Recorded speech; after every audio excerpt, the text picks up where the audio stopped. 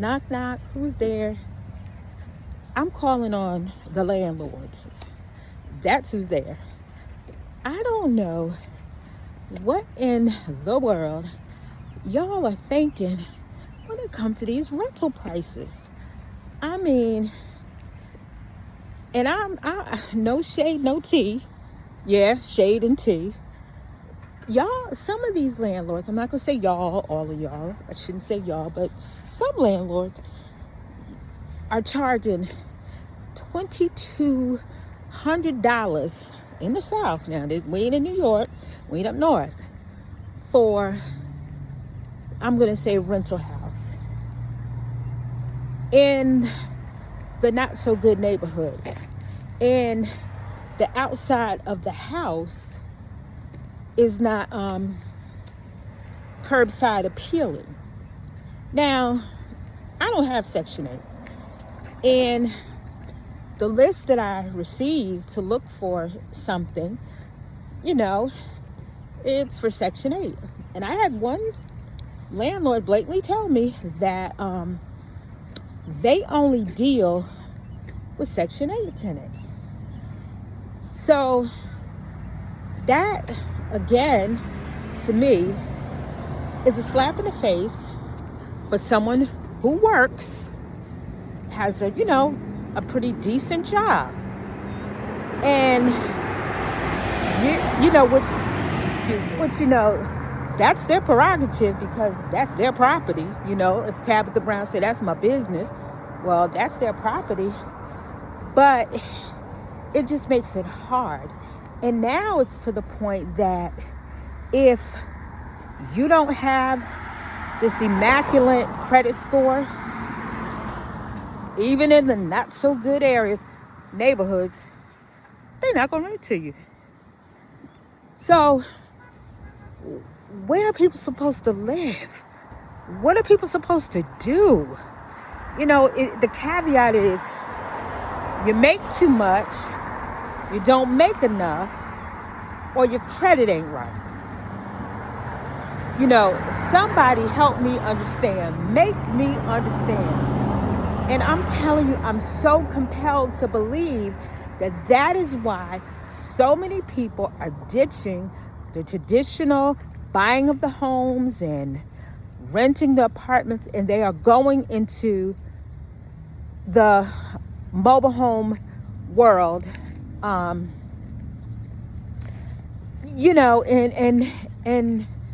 just living freely, homeschooling their children and traveling and not worrying about paying electricity, the astronomical rents, and you got to have this score, or you got to make this much, or you make too much. What happened to the days when, I lived back north? The only problem we had was riding around seeing what was available and trying to get the number off the listing or the sign before somebody else got it. Now, you got to come up with $4,000 to move in, $2,000. Well, it ain't $2,000 unless you find something for $1,000. But then you're not really getting anything decent. And then with that, you're paying for, you got to pay your water bill, your light bill. So it's just, the caveat of it all is just sad and astronomically backwards. How are people supposed to live? If we're now and we have children who are 13, 14, 15, well, what's going to happen when they get 18, 19, 20? Rent's going to be so high, they're going to be sleeping in their cars, and they'll never be able to leave home. And don't say buy a house. It's not going to be able to afford to. So I need the landlords to help me make it make sense. I understand you got to recoup. I understand it. I do. I really do. I understand it. So I ask landlords, what do we do? Everyone doesn't want to buy a house. Everyone's not in a position to buy a house. And like I said, don't get me wrong. Please don't get me wrong. I understand that this is a business for you. You're in the business of recouping what you may have to put out, because I know I've rented. When someone moves out, you have to do things, and that costs money. But like, again, people want, if the rent is $1,800, people got to come up with $3,600. And I don't mean any harm. We're trying to live and just be able to pay the rent. And I don't know. Maybe I'll never understand. I've never wanted or desired to be a landlord. I just don't know. Like, help me understand. And then I'm going to say this. People may not have the best credit, but can have exceptional rental history. So that's why I understand, why does credit matter? If you have exceptional rental history where you've never been evicted, you've never been late, you pay your rent on time, and you can afford to pay your rent and never had to have your landlord take you to court for a potential eviction. I just don't get it. And I just need to understand, like,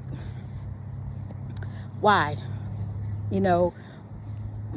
What are we coming to? And it's just like, I don't want landlords to think I don't understand. And then another thing, landlords, like for me, I pay my rent on time. I'm going to pay it on time. If I get paid sooner than the 1st, I'm going to pay it on the 1st. I have to the 5th of the month to pay it. I'm not going to play with that, right? But why is it when tenants need something fixed or something done, landlords take forever?